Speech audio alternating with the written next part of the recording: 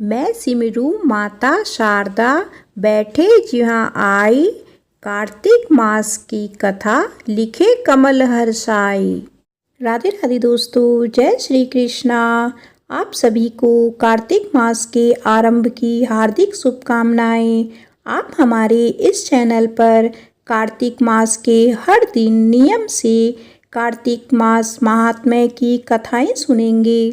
अगर आपने चैनल को सब्सक्राइब नहीं किया है तो चैनल को सब्सक्राइब कर लीजिए।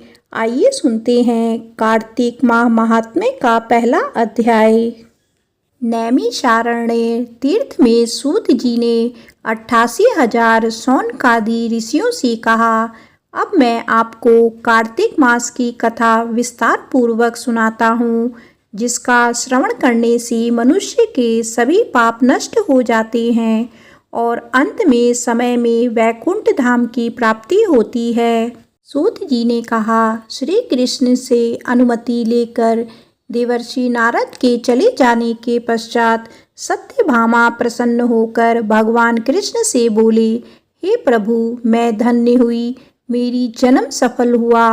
मुझ जैसी त्रैलोक्य सुंदरी के जन्मदाता भी धन्य हैं, जो आपकी 16,000 स्त्रियों के बीच में आपकी परम प्यारी पत्नी बनी। मैंने आपके साथ नारद जी को वह कल्प वृक्ष आदि पुरुष विधि पूर्वक दान में दिया, परंतु वही कल्प वृक्ष मेरे घर लहराया करता है।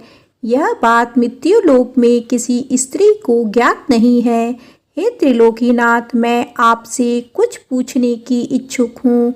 आप मुझे कृपया कार्तिक महात्म्य की कथा विस्तार पूर्वक सुनाइए, जिसको सुनकर मेरा हित हो और जिससे करने से कल्प प्रयत्न भी आप मुझसे विमुख ना हो। सूत जी आगे बोले, सत्यभामा के ऐसे वचन सुनकर श्री कृष्ण ने हंसते हुए सत्यभामा का हाथ पकड़ा और अपने सेवकों को वहीं रुकने के लिए कहकर विलास युक्त अपनी पत्नी को कल्प वृक्ष के नीचे ले गए। फिर हंसकर बोले, हे प्रिय, 16,000 रानियों में से तुम मुझे प्राणों के समान प्यारी हो। तुम्हारे लिए मैंने इंद्र एवं देवताओं से विरोध किया था। हे कांते, जो बात तुमने मुझसे पूछी है उसे सुनो।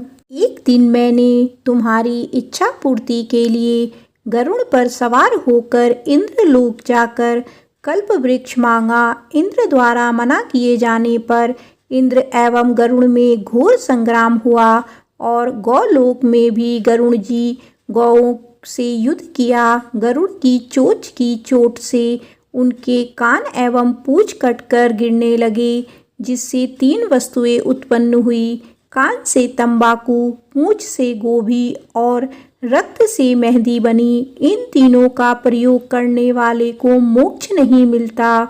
तब गौओं ने भी क्रोधित होकर गरुड़ पर वार किया, जिससे उनके 3 पंख टूटकर गिर गए। इनके पहले पंख से नीलकंठ, दूसरे से मोर और तीसरे से चकवा चकवी उत्पन्न हुए। हे प्रिय, इन तीनों का दर्शन करने मात्र से ही शुभ फल प्राप्त होता है। यह सुनकर सत्यभामा ने कहा, हे प्रभु, कृपया मुझे मेरे पूर्व जन्मों के विषय में बताइए कि मैंने पूर्व जन्म में कौन कौन से दान, व्रत व जप किए हैं। मेरा स्वभाव कैसा था, मेरे जन्मदाता कौन थे और मुझे मृत्युलोक में जन्म क्यों लेना पड़ा। मैंने ऐसा कौन सा पुण्य कर्म किया था जिससे मैं आपकी अर्धांगिनी हुई। श्री कृष्ण ने कहा, हे प्रिय, अब मैं तुम्हारे द्वारा पूर्व जन्म में किए गए पुण्य कर्मों को विस्तार पूर्वक कहता हूँ, उसे सुनो। पूर्व समय में सतयुग के अंत में मायापुरी में अत्रि गोत्र में वेदांत का ज्ञातना देव शर्मा नामक एक ब्राह्मण रहता था। वह प्रतिदिन अतिथियों की सेवा, हवन और सूर्य भगवान का पूजन किया करता था। वह सूर्य के समान तेजस्वी था। वृद्धावस्था में उसे गुणवती नामक कन्या की प्राप्ति हुई। उस पुत्रहीन ब्राह्मण ने अपनी कन्या का विवाह अपने ही चंद्र नामक शिष्य के साथ कर दिया। वह चंद्र को अपने पुत्र के समान मानता था और चंद्र भी उसे अपने पिता की भांति सम्मान देता था।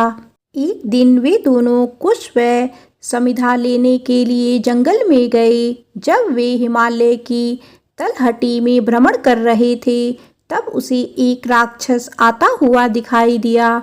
उस राक्षस को देखकर भय के कारण उनके अंग शिथिल हो गए और वे वहां से भागने में भी असमर्थ हो गए। तब उस काल के समान राक्षस ने उन दोनों को मार डाला। क्योंकि वे धर्मात्मा थे, इसीलिए मेरे पार्षद उन्हें मेरे वैकुंठ धाम में मेरे पास ले आए। उन दोनों द्वारा आजीवन सूर्य भगवान की पूजा किए जाने के कारण मैं दोनों पर अति प्रसन्न हुआ।